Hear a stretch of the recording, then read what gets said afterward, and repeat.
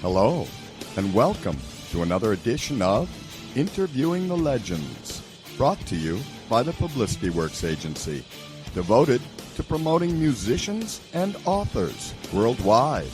Call us today at 941-877-1552 to start your free publicity evaluation. Remember, we shine only when we make you shine.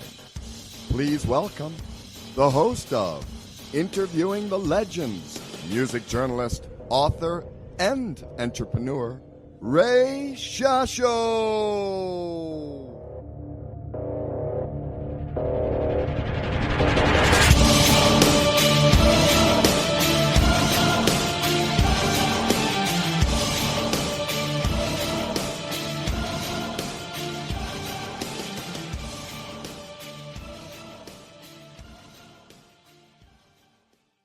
Hello once again, everyone. I'm your host, Ray Shasho, and welcome to another edition of Interviewing the Legends on BBS Radio, brought to you by the Publicity Works Agency. Call us today at 941-877-1552 or email us at publicityworksagency.com. Remember, we shine only when we make you shine. One of the greatest Motown and R&B funk artists of all time, the Commodores, Walter, Clyde Orange, James Dean Nicholas, and William King, have influenced both artists and young and old, and in all genres with their classic songs. The Commodores brand is bigger than ever as they continue to blaze trails all over the world. Two Alabama cities recently honored the music legacy of the Commodores.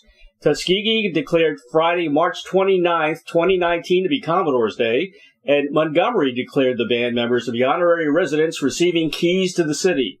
A celebration was held at the Commodore Museum, the site of the Commodore's former rehearsal and recording studio in Tuskegee. The Commodores were originally formed by a group of college students at Tuskegee Institute just over 50 years ago. It is really great to see the place where the group was born. It still feels like home 50 years later, to the point that where we didn't want to leave, says the Commodores. In 1968, the group was formed while all the members were in college at Tuskegee Institute. After being discovered by Berry Gordy, the Commodores went on to sell over 60 million records for Motown. With hits like Machine Gun and Sail On, the Commodores became proven artists. For 5 decades, the Commodores have remained a force in the music industry. Commodores aren't just any group. They have staying power. Just like their hit song, Brick House, the Commodores have created a foundation that just won't budge. And don't miss your chance to feature one of the most successful vocal and groups of all time in 2019 and beyond as the Commodores continue to thrill audiences with their greatest hits tour live. And today, please welcome multi-instrumentalist, choreographer, and founding member of Motown Legends, the Commodore, William King, to Interviewing the Legends. Hello, William. Hi there. How you doing today? I'm doing good, man. And congratulations. That's quite an honor in Tuskegee and Montgomery, huh? I got to tell you, man, the sun was shining that day in Tuskegee. I got to tell you. Most people don't know what Tuskegee is. It's in the southern part of Alabama. It's near Auburn University, as a matter of fact. Yep. And it is a beautiful, beautiful campus and a wonderful place to live. And we were there a very long time ago. I think the first year was 1967 is when I got there. And we actually started the group that February of 1968. And, it was just heaven, When I first got there and I saw all of those young ladies walking across campus, I said, thank you for allowing me to show up and be here. I think this is going to be a wonderful place to spend my next 4 years. And it really was. It was a great, great school. Yeah, it's the first thing you look for in college, right? The women. How good are the women here?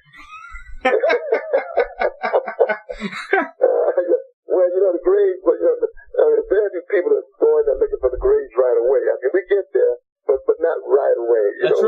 That's right. You got to have fun first. Gotta have fun first. That's always the case in college. That's right.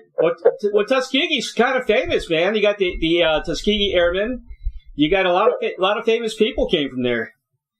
Well, I got to tell you, man, Booker T. Washington, George Washington. That's right. John Bunyan Carver probably made, was the creator of most of the things that we see in our house every day that's being used for some material. That's right. Yep. And, it's just a place where it was all about creativity, basically. I know it was an agricultural school, but it was founded so that people could find a way to make a living.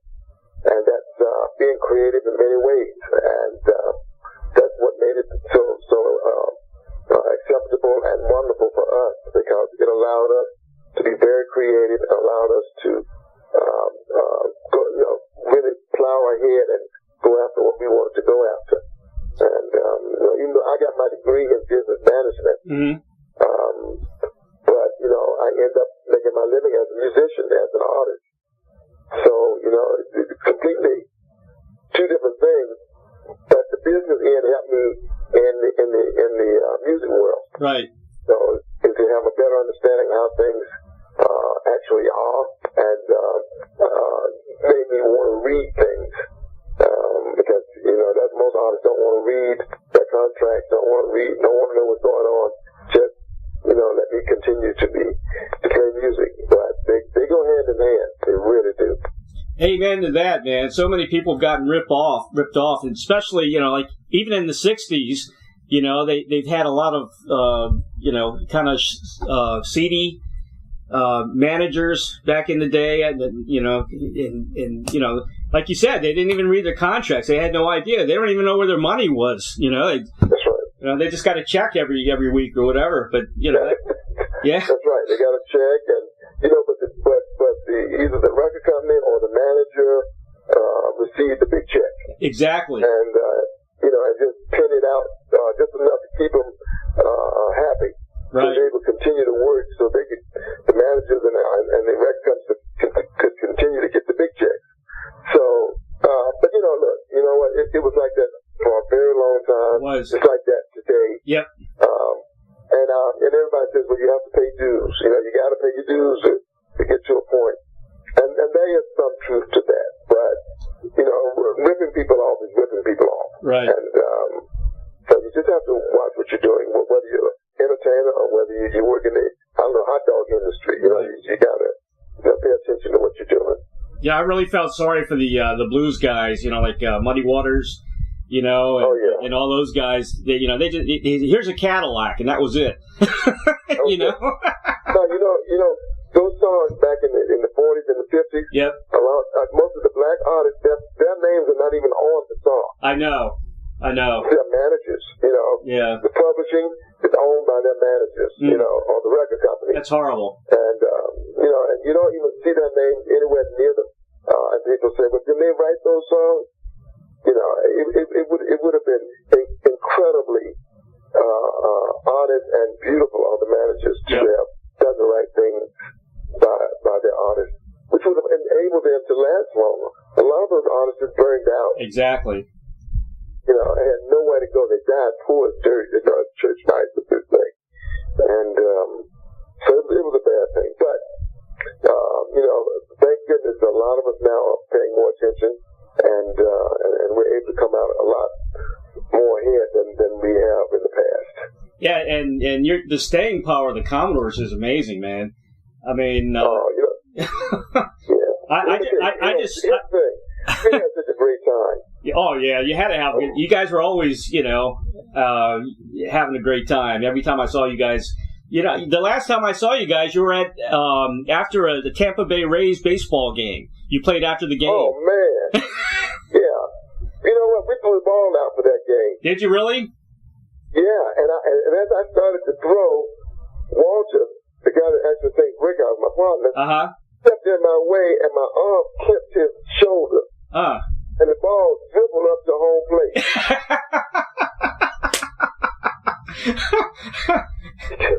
You know what? I was getting ready to throw a fastball about at least 85 to 90 miles an hour, and my arm hit his shoulder, and the ball went up there. It got it down and made it up there. You need to do a redo. Oh man! We got to get you back. I didn't know what to do.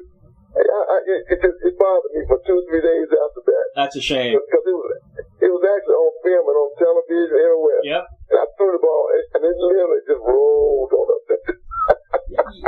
I missed the opening pitch there. I was there because, we knew the concert was going to be afterwards. I want to stay for the whole concert. That was a great show, by the way. You guys were probably one of the best after concerts performances because for a couple of years they had a lot of big acts after the baseball games. Oh, well, thank you. You guys are awesome. Yeah, we just plus, you know what, we played the songs that people have heard on the radio, right. all their lives. Yep. And we try to do them very much the same way that they heard them from the beginning. Yep. And it's just a matter of just producing and giving the people what they want to hear. And so that's what we really try to do. But it's just been a great life to do that. Yeah. To be able to get up on stage and perform the music that we thought about. You should have seen us writing that music, man. I tell you, that was it was a lot of fights. Well, it's a family. It's a family. Yeah. The thing about brothers, they're brutally honest with each other. You know what I mean? Right. Like if you came in with the lyrics and they really weren't good, they would let you know right away. It wasn't, it wasn't a soft sell here. Everybody had a hard sell, but then they would just tell you, it sucks. You suck. The lyrics suck. Go write some more. And you would stay up all night writing these lyrics that you thought were incredible. Right? And you walk through the door, you get 2 or 3 of your guys look at you and say, "Oh, these are terrible. I don't like them."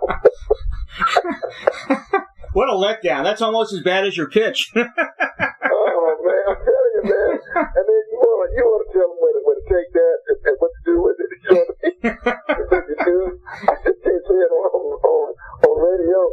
But, yeah, man, there were a bunch of days and a lot of lyrics that had to be rewritten. I don't think we had one set of lyrics that came in and went on the song the way they were the first time around. Mm. And, it was just, and like we'd have parts, the bass part of it, horn parts, and, people would have label on there and say, "Oh, no, we can't put that on the song." So we'd iron it out. But you know what? As you can basically see, they were right. Yeah. Because what we came up with, that's right, really good because it sold and people loved it and it made people feel incredible. So that's the whole idea about the music, is for it to reach people, for it to go inside of them and help them deal with what they're dealing with every day. And I think that's what we've done. Well, music timelines people's lives. It certainly does mine. Music, you made a comment about the government. The government, doesn't really care about artists and music. I agree with you, and music is so important to the world. I mean, I think we could accomplish world peace just with music. I'm telling you. People don't understand. Sometimes, some people do, but a lot of people don't really understand, like you said, how music timelines. That's right. Where you were, who you are, what happened, and because when you hear a song played from in the 60s or you can say, "Oh, that's a 60s song," right? Or 70s or 75. A lot of people can tell you where they were, right, what they did at a certain time when that song came on, or that was a song between him and his first girlfriend he ever had, a 16-year-old girlfriend. It's just it makes people reminisce, and in a good way. Yep. So and that's the important thing. Well, even when you remember tragedies, like I remember certain songs around when like in '68 when Kennedy got assassinated and Martin Luther King. Yeah, I remember the songs at that time. I was listening to the radio when Robert Kennedy got assassinated. I was a kid listening, but I always fell asleep with the radio, and I remember the music back then. But yeah. So you relate back to that. That's right. All your life. Exactly. All your life. People come in and tell us all types of stories about how they met their first girlfriend, what happened between them and their father, their mother, sisters. We even had one young man to come in and tell us, "Thank you for my life," because my father had been trying to get my mother,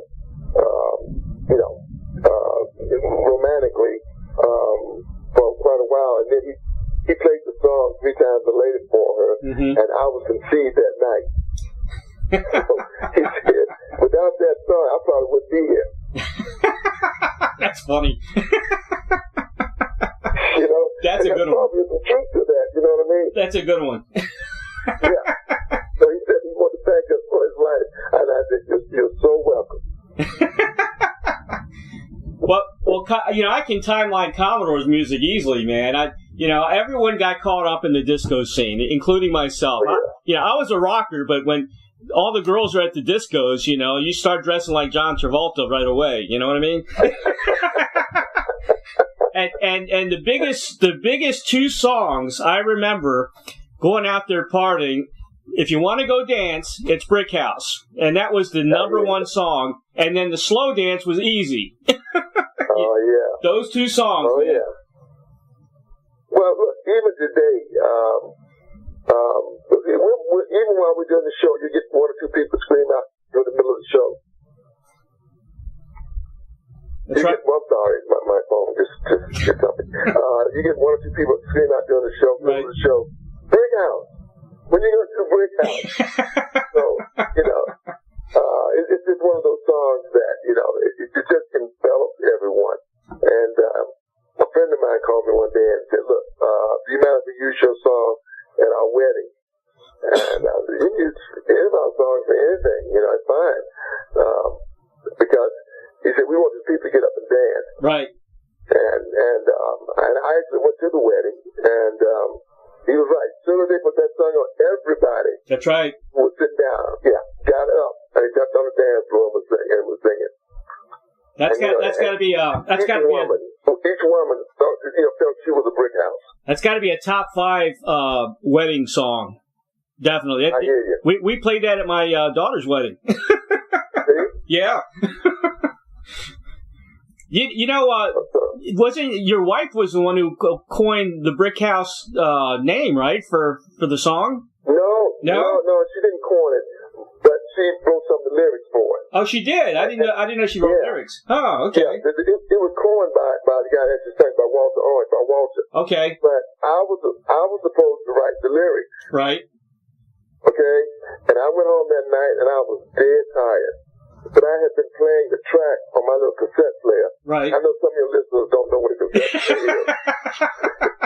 That's a shame. But I was playing it on my little cassette player, my little portable cassette player, over and over, and just the track. And she had just gotten worn out by it, right? Just tired of hearing it. So she said, "Please stop playing. If you don't know the melody by now." I said, "Look, if you can do better, then you're right." And I just kind of laid back and fell asleep with the writing pad literally on my chest. And when I woke up, I looked at the pad and it had all these lyrics written on it. And I thought, "Man, these are good." I said, "Man, I haven't been like this in a long time." So I took the lyrics in, and the guys loved them. But, I couldn't tell them that she wrote them at the time because they automatically, it was that time when you want to keep women out the group. You know what I mean? Yeah. Any of the wives or the girlfriends, anybody in the group. Okay. No opinions, no nothing, right? So I had to just be hush about it, and they loved them. And he was saying to me, "Man, you need to write like this all the time." They loved the lyrics, and I didn't have to rewrite them, nothing. That's awesome. That's awesome. So I said, "Okay, fine." But yeah, she actually did have pen most of the lyrics. Huh. And you wrote also, "Lady, You Bring Me Up," right? Yes. Yeah. That was one of those songs that was actually written in the pool house. Oh, really? Yeah. We had everything set up down in the pool house, and just down there just playing around and trying to just come up with something very catchy and And next thing you know, we had Lady You Bring Me Up. It was one of those songs that took more time than I think any song that I personally had written. I mean, we worked on that song about 2 weeks or 3 weeks. Just that one song. And it was a little difficult to get the melody the way that we wanted it, because it just wasn't right. Right. But when we hit it one time by accident, which is the way most songs are written, I think, we knew it right away that this was exactly what we were looking for. Now, whether the people loved it or not, we didn't know, but we knew that we felt great about it. After we got that chorus, the hook line, the way we wanted it, Lady, You Bring Me Up, we said, this is it. And we went with it. That another top 10 hit with that one. Yeah. And it's one of those songs today when we play it on stage, people just pop right up out of their seats. Yeah. And just start singing the song. And that's what I love too. You know, they know the lyrics. Mm-hmm. Yeah, they just start singing right along with you. Now, I tell you, it can backfire on you too, because one night, JD was singing 3 Times a Lady. Mm-hmm. And he accidentally sung the second verse first and first verse second. And people picked up on it, okay? And after the show, we had a lady to come backstage and she said, you know you sung second verse first. So I said, you know what? I said, why don't you wait right here? Don't go anywhere. You wait right here. I'll be right back. So I went inside, back in the dressing area, and I told JD, I said, look, there is a lady out there who just wants to tell you how great you were on stage tonight. And how much you really loved, just how you just sung the songs tonight. He said, really? He said, well, tell her thank you. No, you really need to go out there and talk to her. Because she really, she really feels something about you. Mm-hmm. He said, okay. So he goes out there, and I don't go with him. I just watch him. He doesn't even he gets about 5 feet from her. And boy, she likes him to him. That's awesome. Like, you wouldn't believe. So he turns around and look back at me, and I was laughing so hard, my side was hurt. But he stood there thinking like a man. I mean, she was That's right. about him thinking about how he sung the verses wrong. Hey, that's a dedicated fan, man. That's a dedicated fan. That's a dedicated fan. That's right. She wrote those verses correct, okay? That was a fun That's night. great. I fell in love with funk with the horn section way back in like the early 70s when I saw the Ohio Players live. And I said, "Oh my God! These are musicians, and this is what music is missing nowadays." Yeah. The horn section, Tower of Power was another one, way back then that I really appreciated. But look, we were all bands. That's right. And a band consists of a rhythm section and horns. Yep.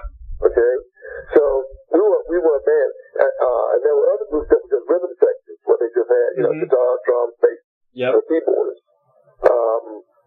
But it went to Fire, Chicago, Blood, Sweat, Tears, Commodores, of course. There were a lot of Tower Power. There were a lot of us who had the whole brass, saxophone, trumpet thing going on, and I think used it very well. And we loved it, but we also wanted that power and that strength which the horns brought. And and it was.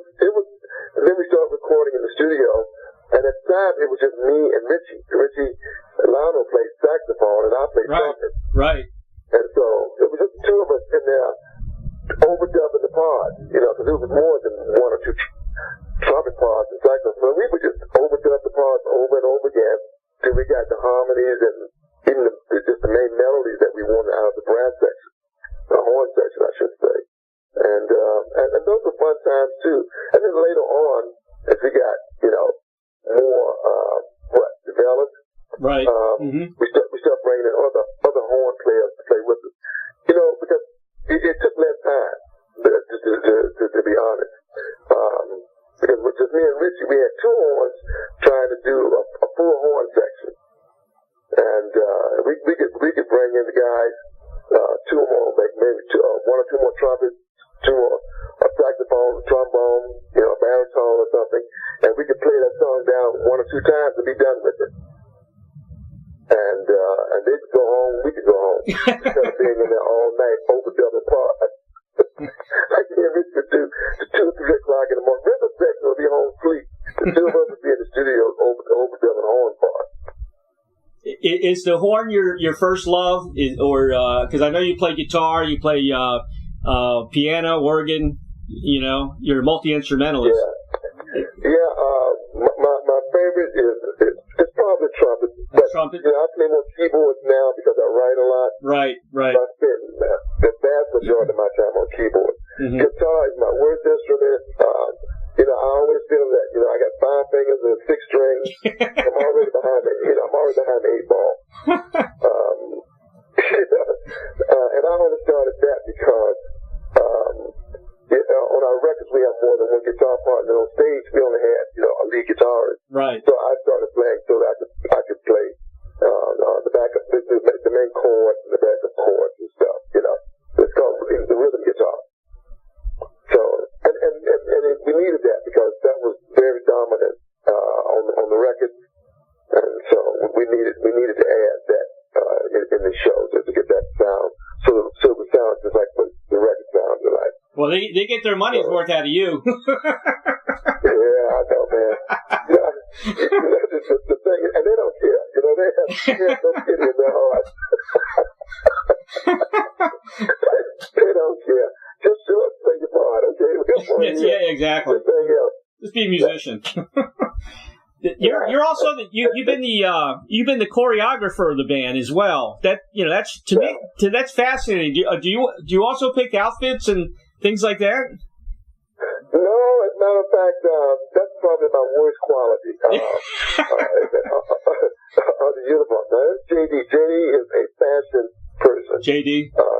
Yeah, he's a fashion guy. I mean, you could buy a car and a full wardrobe off of what he spends on a pair of shoes.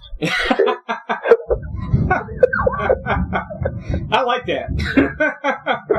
I think that's cool. I'm telling you, man. I have never seen any shoes. I've never seen anybody say that many shoes in my entire life. It's just a whole jacket. Besides he and my lady, they both go to the store and wipe it out. They shoe shop together. Yeah, I'll tell you, man. I never knew what red soles meant. I tell you what, if you ever see red soles come through your front door, take them back. That's the house place. Just getting through the door with those shoes, I can tell you that. Oh, God. And I like to see his closet. I like to see his closet. He must have some closet. Oh, man. You really don't. It's probably a house in itself. Man. But JD handles that, and he is really good at it. I have to admit, he is the guy who takes care of that, and he's very, he's one of those people that's very organized. Everything in its place. That's good. And that's a good thing. Yeah. Every group needs one of those, but most of the guys just, they're just slouches. They don't really care about anything when it comes to something like that. But JD is very much in line with that, and so he keeps us all in line when it comes to what we wear. Yeah, JD's he's British, right? Is he from Britain originally? Yeah. He is. He's English. Yeah. He's been in the United States for a very long time now. Right. But we send him back once a year. Back. A year. Yeah, so he can keep his accent. Yeah, it adds a little flavor. Yeah, exactly. When he goes back, because it's so funny about accents. When people leave certain places like maybe Mississippi or I don't know, Arkansas or the upper hills of Georgia, upper mountains of Georgia, and they go places. They literally change the way they speak because sometimes people can't understand them. Mm-hmm. Right? Yeah, I mean, matter of fact, Marlon Williams was our keyboard player in the beginning. And Marlon was from Oklahoma, Mississippi. And when Marlon would talk to people, we'd have to translate for him. That's funny. Yeah, because people would look at us and say, what did he just say? What did he say? What did he say? So then we would translate. Now, granted, most of us were from Alabama anyway, so we had our own problems. Yeah. but some places are worse than others. Yep. You know, and so to keep JD from getting too Americanized, we send him back every year. We say, look, here's a ticket. Go back home in 2 weeks. That's hilarious. And come back. You know, and I even noticed that with Melly because she's from Arkansas, and when she's doing business, she sounds like she's from New York or really? upstate. Huh? Yeah. Oh yeah. How about that? Oh yeah. But as soon as she goes home and she's sitting around the table with her friends, she reverts back, and I find myself trying to figure out what it is they're saying. Because, you know, she gets home and she reverts back to the way she was speaking before. That's right. And I think most people do that when they go home. You know, they just revert back to where they come from. You know, my wife's originally from Kentucky, and I find myself when visiting her family talking like them. See? That's exactly what I'm talking about. I start saying, yeah, I'm fixing to, and y'all, and I'm originally from D.C. You know, they didn't know what to think when I came over. You know, they said, this guy's from D.C. You know, I was like foreign. Oh God! You know who I couldn't understand, William. I interviewed Dr. John. Sure. Oh man, that Louisiana accent. I had a hard time with him. Man, oh man, a Cajun accent. Wow. I'm gonna tell you, you know, we come from different places. Yep.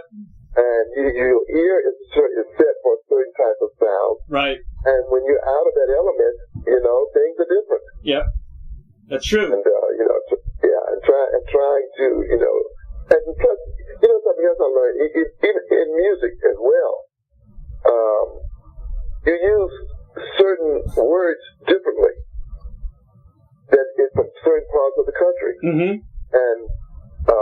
And things mean certain things differently, and things are accepted more in certain places. And you know, it's kind of funny about the country and western, because in country and western music, the lyrics, I think, are better than any of the pop or alternative. I think country and western lyrics are better because they say realistically what the artist is trying to get over. Right. You know, alternative music is a little bit more intellectual. Mm-hmm. And so it comes at it from a whole different perspective. But country and western is right down the middle, shotgun, barrel, and the way they use those words is incredible. Mm-hmm. And I oftentimes, when I'm writing, I listen to more country and western music when I'm writing than I do otherwise. Huh. That's interesting. Yeah, That's interesting. Yeah, because I think that they have a way of using words that hit the nail right on the head. Right. In a very, in a way that makes people understand. Yep. You know, I know you and Lionel were the closest, right, in the band. And what you were mentioning the country music thing. It was very interesting when Lionel and Kenny Rogers got together, because that was a nice partnership. I did like that. Oh, you know that song that Richie, which was oh God, how can I forget the name of the song that Richie actually wrote for Kenny? Lady, yeah, that was a beautiful song. Yeah. Absolutely beautiful. Now, that was just one of the songs Right. Okay, just like normal. That's Yep. like we always go out and write and we bring our songs in. Yep. And we collaborate, or we don't collaborate, or we just bring them in a solo, or it's 2 of us, or 6 of us, or 4 of us, whatever. And so that was one of the Richie had written on his own. He brought it in, like 3 times a lady. And so when he brought the song in, and we were going to have it on our next album. Mm-hmm. And our producer at the time, James Carmichael, said, Right. no, he didn't want to use the song because it was too much like 3 Times and Easy and some other songs we had done. Yep. And he wanted to kind of get away from that. And I was thinking, why would you want to get away from a hit song? Exactly. Because this is a hit song. All right? And in the Commodores, we didn't care who wrote the song. Mm-hmm. We thought it was a hit. We wanted it. Okay? So, it was like going against what we actually thought, to turn our back on a song that was already in the fold. You know, the family had written the song. Someone in the family had the song ready for us. Why would we not do that song? But we didn't do it. How did it end? How did it end up with Kenny? How did we get hooked up with Kenny? No. How did the song end up with Kenny? That Kenny did it instead of you guys? Well, what happened was that Kenny actually had his management call our management so he could meet us. Okay. Because he had heard some of the music we had done. Right. And he wanted some of the music for himself. Right. Okay? So we said, sure. So we all got together. He actually came to Tuskegee, Alabama. Came to our studio there. Mm-hmm. We sat in the studio and talked. And we played music for him and we sang different songs. Right. And we just had a great time together. Yeah. And that's how we got our relationship started. Yep. He actually came to Tuskegee to see us. So when that song was turned down by our, at that time, co-producer, James Carmichael, he just said, well, hey, this is good for Kenny. So that's how Kenny got the song. It was turned down by us, basically. And Kenny got the song, and the song went through the roof. It did. Went through the roof, yeah. Yeah, it did. And the irony in that is that album that song was supposed to go on was the worst selling album that we had ever had. Unbelievable. Yeah. Yeah. Yeah. Did you? So we turned down something that really cost us dearly. Are you okay with Lionel now? You know, the answer to that is yes. But I was okay with him when he left. Right. Because my position, and not only mine, there's a couple of other guys in that position was, but everybody's grown in here. Okay? Yep. Now, I didn't like it. Look, I thought we were all going to die together. Right. You know what I mean? Sure. You know, that we lived to 110 and one day we'd all walk to the studio and just all keel over. You know? Because we spent our lives together. Yep. We've been together, I don't know, 17, 18 years at the time that you left. Yeah. I mean, you know, we had gone to New York City together in a van with no spare tire. Right. You know, we drive about 50 miles and the tires would pop. And then we'd have to get out and push it down the highway, down the freeway by hand until we got to a gas station. Wow. Get it fixed and roll it all the way back from the gas station back down the freeway and put it on the truck again. Okay, on the van again. And then drive another 50 or 60, and then it'll pop. Another one will pop. And then we wow. That's how we got to where we were going. That's paying your dues. Okay? Yeah, I mean, you know, we all slept in one hotel room at times. Wow. You know, if we just lay across the bed on the floor, you know. it was great times. Yeah, man. And there wasn't any time that we felt that it was hard. Mm-hmm. If you know what I mean. I mean, we were having a blast. So you form a camaraderie and a love for each other. Look, we spent more time together as the Commodores than we did with our wives. That's right. That's true. It is. That is true. Yeah. Okay, so, you know, it was all about taking care of each other. Yeah. There wasn't one thing that another guy in the band needed that he didn't get. Mm-hmm. Okay? Because if he needed tires for his car, we'd all just put in money to get tires for his car. Right. If he needed payment for his rent, we all just paid his rent. Right. It wasn't about paying you back. We didn't have, like a book and we kept, well, so-and-so got, $150 more than he did this week. We didn't do that. Right. We just took care of each other. Mm-hmm. And we felt that no one would try to take advantage of that situation, because that just wasn't us. So when Richie said that he was going to leave, it rubbed us all the wrong way. But you know what? We were grown men. Mm-hmm. We had families, and so it's that old expression, if you don't want to be here, we don't want you here. Right. Yeah, that's not true. We really did want him here, even though he didn't want to be here. Yeah. But we knew that was a major change for the Commodores. Yeah. Major. Yep.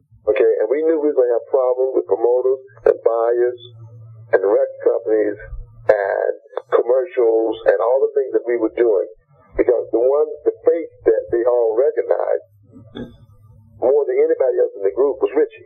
Yeah. Which is a shame. I mean, a lot of people do that to a lot of bands, and that hurts them. You can't just pick one person out of the band and say that's the leader. Here's an example. I heard you like Genesis, the band Genesis. That's right. Peter Gabriel was always the face, and they had the same issue until Collins. He sounded a lot like Peter Gabriel, his voice. Yeah. But everybody thought he was the face, and I talked to the guitar player. But it escapes me too. But go ahead. Yeah, but he says the same thing. I mean, everybody thought he was the face, and you get a little bitter about that, because it's human nature. Yeah, it's human nature, right? It's human nature, right? And but you got to live through it. Yep. Okay, because that once someone reaches success, that usually those lead singers reach, so they start thinking about the fact that for every dollar I make, it's split so many ways, however many people in the group, and that whole dollar can be mine.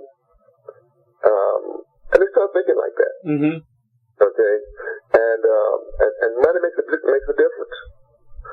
So I understood that. I think we all understood that. I speak for just for myself. Some other guys speak for themselves. But for me, I knew exactly what was going on. Mm-hmm. And if that was his decision, then we had to move on. Yeah. And I hated it. I truly hated it. It wasn't anything about that whole time during that period that was good. Mm-hmm. We were actually fighting for our life. Right. And I remember we had, it didn't really hit me really hard until once we were in the airport. We were coming back from Europe. And there was a magazine on the stand that had our silhouette on it with question marks on it. Really? Oh. Yeah. Man. Okay. And I'm sorry I didn't buy that magazine at the time. I should have. Yeah. Because I don't even remember which one it was now. But anyway, it had question marks in our silhouettes. And it just made me so angry. Actually, it took me a good little while to calm down. Mm-hmm. And I mean, probably a year or so. Because that would always enter my mind, and I would think, oh my God, this is what people think. Because I know that because I see it. Yeah. Yeah. And so we had to fight our way back. But you know what? Good news was, we had a hit album with Night Shift. Night Shift, right. Okay, and bam, and so people would come back and say, oh, I knew you could do it. Yep. People started trying to climb back on the ship that had jumped off the ship. Mm-hmm. But we weren't having it.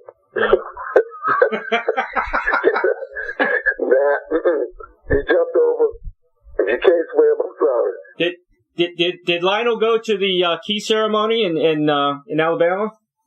No, he wasn't there. He wasn't there, huh? He wasn't there. Yeah, he should have been there. He should have been there. But he was invited. He was invited. So we always, like our bass player, Ron LaFred, he left in 1986, I think, 87. Right. He met a young lady over in New Zealand, and he married her and moved to New Zealand and retired, you know. Right. And so, you know, I get it. You know, guys, you know, look, he made a lot of money, and so he could, you know, do what he wanted to do, and life had changed for him. But he came back for that. He came from New Zealand to Tuskegee, Alabama, for that ceremony that day. Mm-hmm. Wow. He came back. Yeah. So I wish Richie had shown up as well. I really wish he had. It would have been good to see him. But, you know, and when we do run into each other, we talk just like we never left. Yeah. You know what I mean? We start reminiscing and talking about the good old days, and we just laugh and just, you know, the time passed. The last time we were together, I think we probably spent 4 hours together. Huh. About 4 hours. Wow. We didn't mean to. You know what I mean? We didn't mean to, but we just started talking, and then we said, well, let's go to lunch. Yep. Then we left lunch, and they said, well, let me show you something, and we went to see something he wanted me to see, and then we went back over to another place, and then we just rode down. We were riding in the car. It was about 4 hours or something like that. Hey, friends are still friends, man, you know? Yeah. Friends are still but, friends. You know, we have so much. Yeah. You know, we have so much, and you can't get to it in a few minutes, you know. And we could have spent another 4 hours together. So, you know, it's always good to see any of the guys that were the Commodores at one time and are no longer, as well as it is to be with the guys that are still here. Well, it's happened to everybody. I mean, the Beatles, Temptations. I mean, the list goes on. You know, somebody leaves. Yeah. You know, it's. Yeah. No, and it's always sad to the fans. Right. It is sad. Yeah. Yeah. Yeah. It's always sad. You know. And I had always hoped that we could do a reunion tour. That would be great. That would be great. Yeah. I don't see why not. I don't see why not. We could get together, but yeah. But the holdup has always been Richie. You know, he just everybody signed on, but he always says, "Let me think about it. I'll get back to you." Yeah. I'm thinking about it. You know, and so I don't. You know, recently the first part of the year, we had a couple of promoters come to us and say, "Look, we'd like to do a reunion trip." Yeah. I said, "Look, here's the deal. You don't have to talk to me. You need to if you can get Richie up on board, all you got to do is show me that he's on board. Right. Or if Richie call me and tell me, hey man, let's do it. Mm-hmm. But you don't need to call me because I'm good for it. Yeah. You know what I mean? I'd love to do it. Mm-hmm. So, you know, and I think that the rest of the guys would too. But you know, it's one of those things where we need everybody. Well, the fans want it. The fans definitely want it. Well, yeah, you know, look, if you're in love with the solo in Easy and Three Times, you know, you want to see That's right. Tommy play those solos. You know, if you are in love with the horns on breakouts, you like to see the guys who played me and Richie play those horn parts again. Right. I mean, people remember who did what. You know, not everybody remembers everything, but I'm amazed by the people who remember certain things about what went on through our careers. You know, and they come to see those things. We had a lady come to our show the first of the end of the year. I think it was like November, somewhere in there, of last year. And she and her husband had driven a couple of hours to come to the show. Right. And she was from the Philippines. And we had a song that was big over there called The Bump. Mm-hmm. And this was in 1974 or 75. Okay? Right. She came to our show, but we didn't play The Bump. Because it's not in our show list anymore. We took that out about 1978, probably somewhere in there. Yep. So it's no longer in the show list. But she didn't know that. And she came to our show in the Philippines where we broke the Beatles attendance record. It's called the Aeronautical Coliseum. Sure. She was there, and she probably was about 10 or 12 or whatever.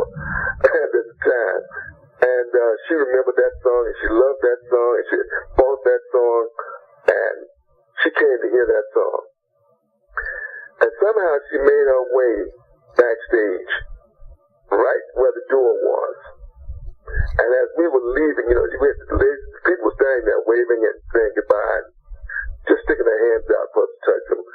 And she said, I came from the Philippines to hear the bump. And you didn't play it. Jeez.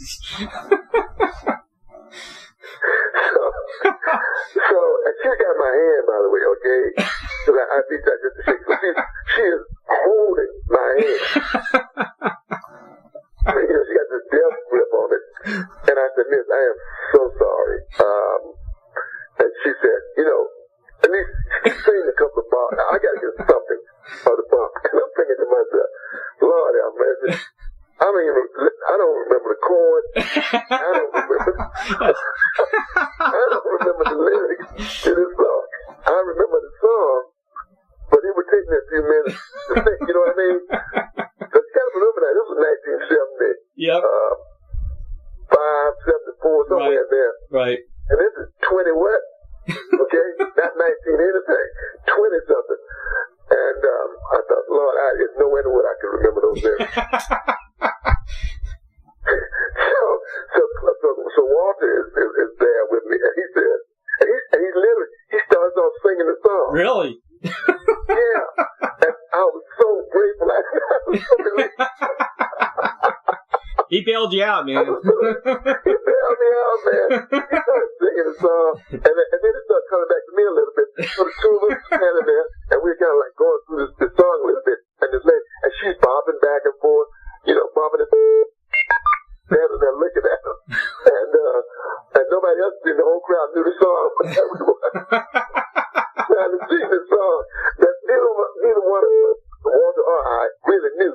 But we were trying to get through it. That's funny. Oh, God. That's funny. But, yeah, but people, you know, they come to that show to hear certain songs. That's right. Whether they are, you know, the star cut off of it, the hit songs, or whether they're the side cut. You know, side cuts are just, we used to call them fillers, but, you know, the side cuts on an album, where, you know, you'd have 10 to 12 songs on the album, but only maybe 2 or 3 or 4 of them were hit. Yep.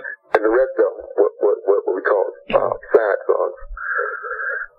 But yeah, but that was a hit for her, so. Well, here's another timeline for me. You know, I told you I was in the discos, you know, with Brick House and Easy and all that, but I was on the air. I was a top 40 DJ, and I was spinning Sail On and Still this was back in 79 or something like that. And yeah. I was spinning records for the Commodores. I tell you. Well, thank you for that. And I tell you that you know, Sail On was our country and western song. It sounded country and western when it first came out, and I told people at the station, and they thought I was crazy. That was our country and western. Ken Rogers instigated that song. Really? Okay. Yep. Yeah, he instigated that song, and so what we did was we called ourselves doing a country and western song, and the R&B stations that really were attacking us, literally, they would say, what you guys think you're doing? You know, you should be trying to do some country and western. You're R&B, at most pop, you know. And I was thinking, why can't we do whatever we want to do? Exactly, you know? Exactly. Yeah, you know, but it started going up the country and western charts, right? Yep. And once it started going up the country and western charts, it was like the R&B charts went, oh, no, we can't let them have the Commodore. So we gonna play it too. So we had it going up the R&B and the country and western charts and the pop charts all at the same time. That's incredible. That's amazing. Yeah. Such a good band. Such a great band. You know, I gotta. We had incredible times. I gotta mention, you got the Ultimate Disco Cruise in 2020. Is that sold out yet? I don't know, to tell you the truth. Those things sell out so fast, man. Yeah, I don't know. We did a Soul Train cruise. Right. I remember that one. 2 years ago. Yep. Maybe.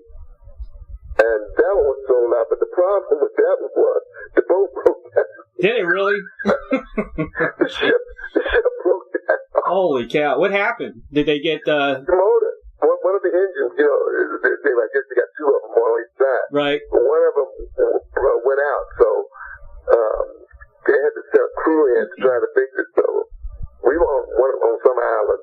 Mm-hmm. So we actually performed 2 nights, and then we got off the ship, caught a plane, and went home. We were supposed to be on the ship for like 8 days. These cruises, man. These music cruises. Yeah, but we were only for two days, I think. Only 2 days? Well, this one in 2020, you got you guys, Casey and the Sunshine Band, the Jacksons, Pointer Sisters, Sister Sledge, Heatwave, Anita Ward, Ring My Bell, and George McRae, Maxie Nightingale, Harold Melvin's Blue Notes. What a lineup! Jeez. Yeah, I hope we all still live when it comes.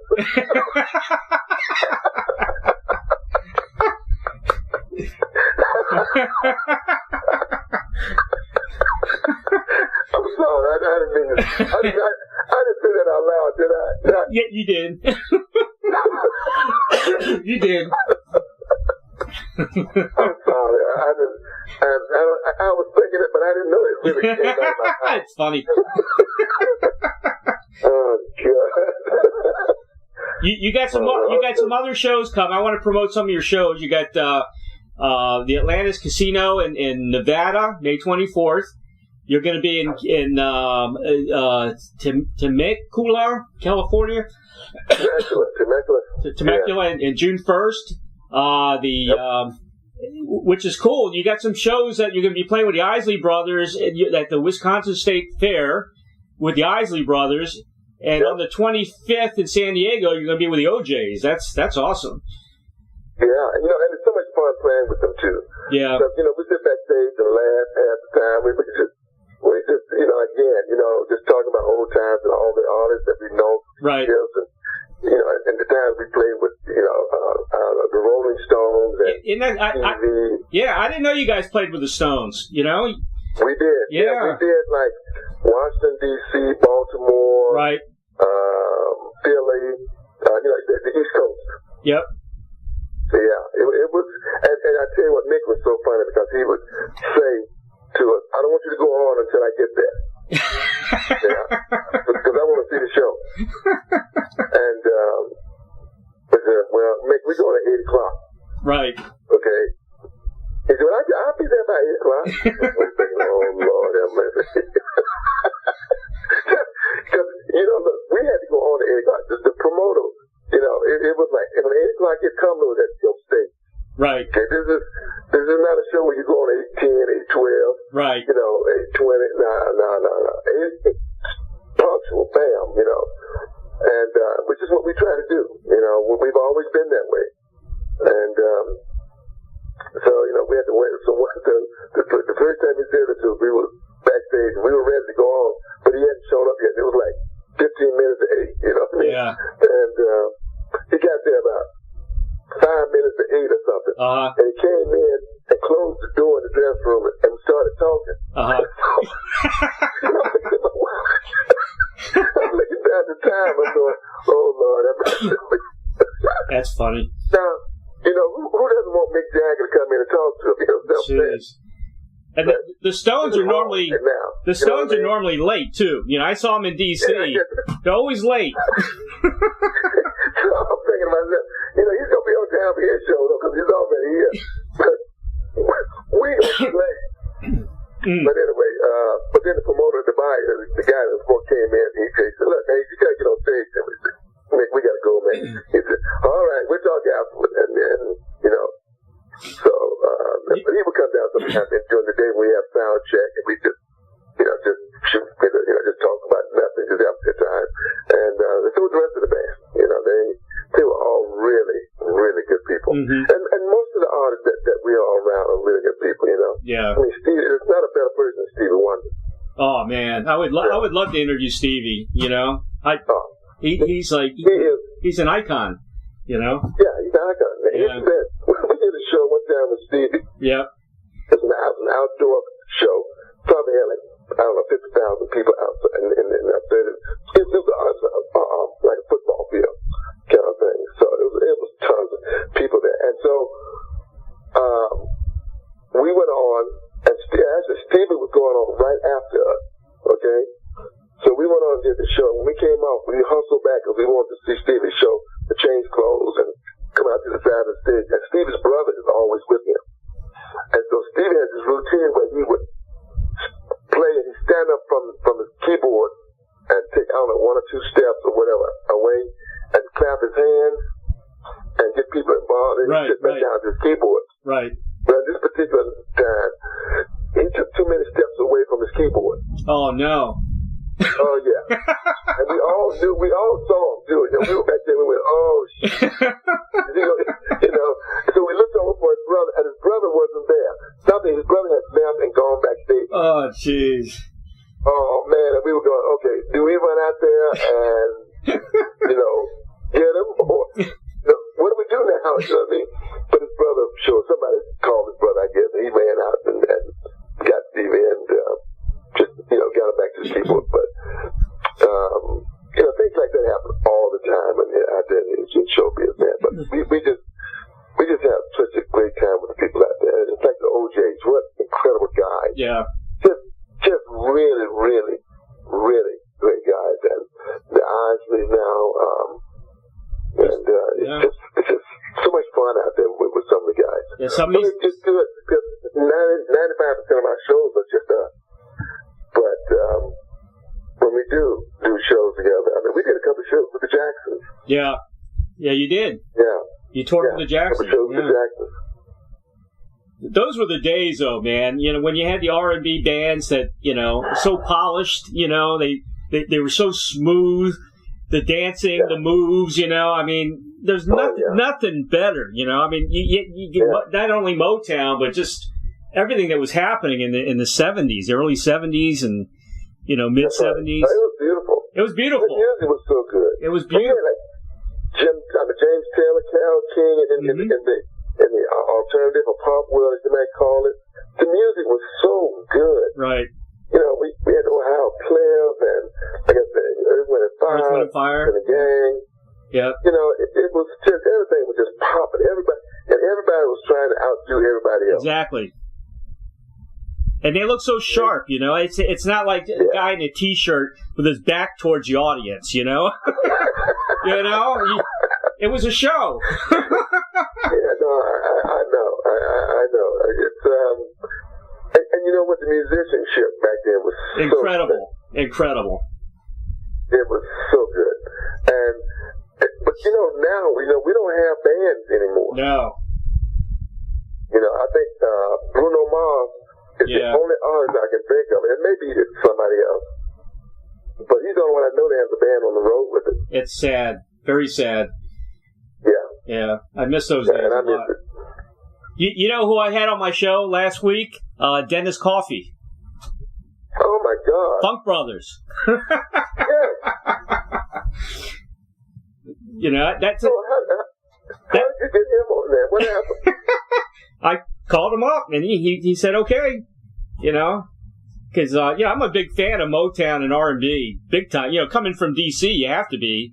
And I was born in Baltimore. I was raised in Baltimore. So, you know, we were like kind of like a hub, like Philly, you know, like New York and Detroit. You know, we were kind of like that. But you know, most people don't realize the contribution they made. That's right. To the sound, the music. Exactly. Them and the Wrecking Crew, you know, all those guys, you know, they were behind the scenes. You know. Yeah, you know, like the boys down in Muscle Shoals, Alabama. Right. You know, Muscle Shoals, yeah. Muscle Shoals horns. That's right. You know, I mean, everybody wanted to go down there to record. You know, you had Aretha Franklin go down there. We went down there. The Rolling Stones went down there. I mean, I can't make everybody wanted to go in that one room. There was one room down at Muscle Shoals that the sound was unbelievably incredible.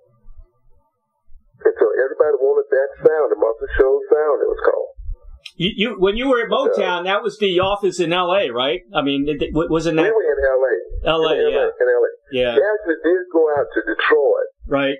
On one occasion to record something. I can't even remember what it was now. In that little studio, and that was a metal studio. And with all the recording mechanisms were on the wall. Mm-hmm. They weren't in a machine. They were literally up into the wall. Was that Hitsville? Was that at Hitsville? Hitsville, USA? Hitsville. Yeah. It's a little bit of house, man. You walk in, just go down like three rows of steps into the music room. Isn't that amazing? All that music came out of that little house.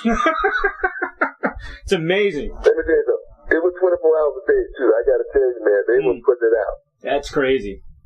They were putting it out. And a lot of people don't know, but a lot of those groups, Temptations, Four Tops, the Miracles, they all sang together. You know, they needed help with something. They all just joined in, man. It was a family. That's how Motown became Motown. Yeah. It really was a family. Yeah. It really was good. But I really got to respect Barry Gordy because he had a great year. Yeah, he did. It was no accident. Yeah. That the groups that he chose were such a success.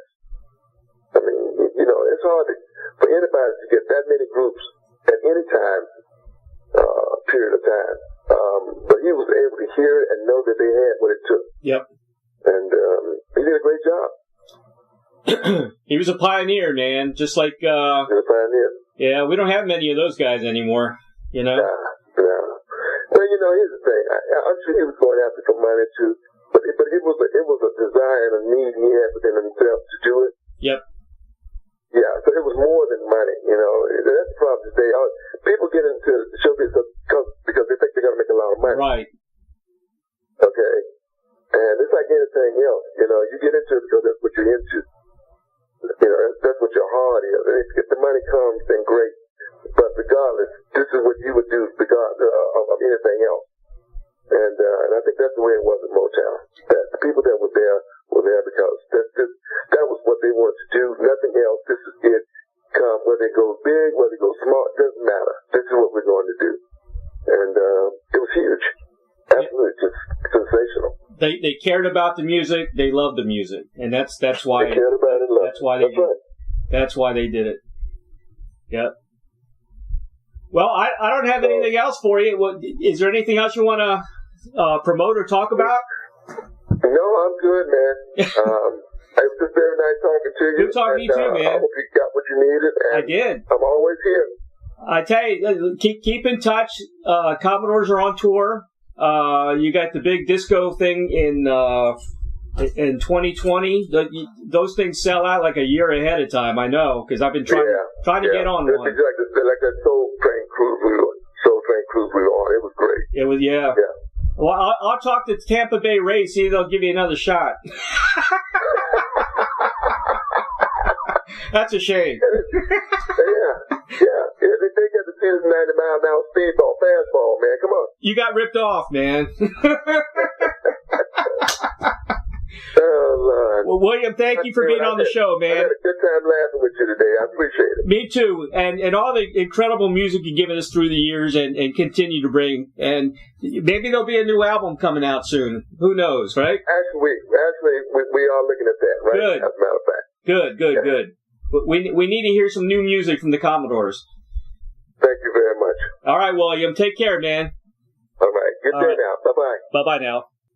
For more information about the Commodores, visit www.commodoreslive.com and www.facebook.com/The Commodores. Very special thanks to the great Billy James of Glass Onion PR for arranging this interview with William King. And, of course, the dynamic duo of Doug and Don Newsom of BBS Radio for making the magic happen for each and every broadcast of interviewing the legends. And if you have comments or suggestions for the show, contact me at interviewingthelegends@gmail.com. And please subscribe to my YouTube channel, Interviewing the Legends with Ray Shasho, for the very latest interviews. It is real news, people. Don't forget to purchase a copy of my book entitled Check the G's, The True Story of an Eclectic American Family and Their Wacky Family Business. Available now at Amazon.com. I promise you will live it. Have a great week, everybody.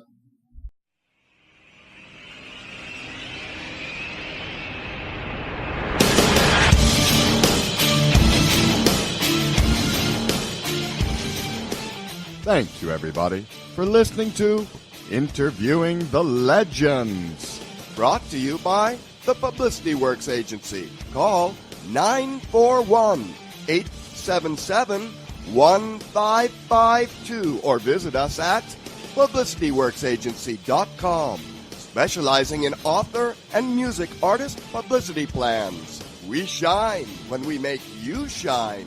Tune in to Interviewing the Legends every Tuesday at 7 p.m. Pacific Time on PBS Radio, Station 1.